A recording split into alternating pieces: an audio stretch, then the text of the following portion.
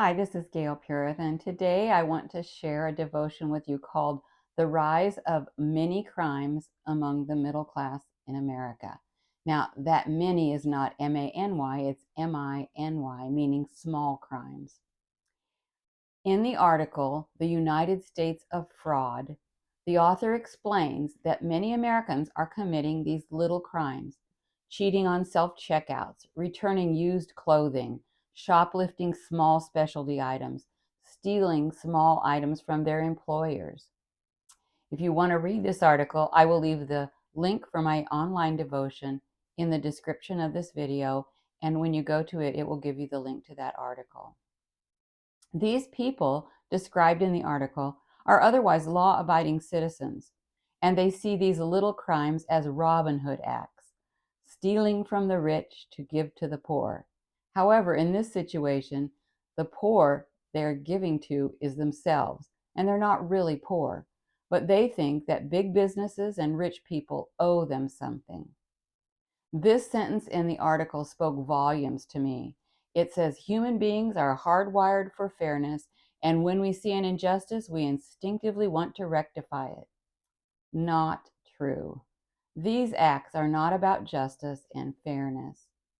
Human beings are born with a conscience, and Romans 2:15 says this demonstrates that God's law is written in their hearts. When people justify selfish little crimes, they prove they've lost their conscience and they've changed their view of good and evil to match what they want to believe. This means that they're driven by worldly passions, and that means the love of the Father is not in them. Let me read you 1 John 2:15 through 17 that explains this. Do not love the world or anything in the world.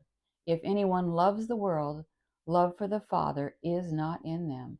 For everything in the world, the lust of the flesh, the lust of the eyes, and the pride of life, comes not from the Father, but from the world. The world and its desires pass away, but whoever does the will of God lives forever. Instead of doing what's right, this article is talking about people who are doing what's personally beneficial to them, judging big corporations for injustice while committing injustice themselves.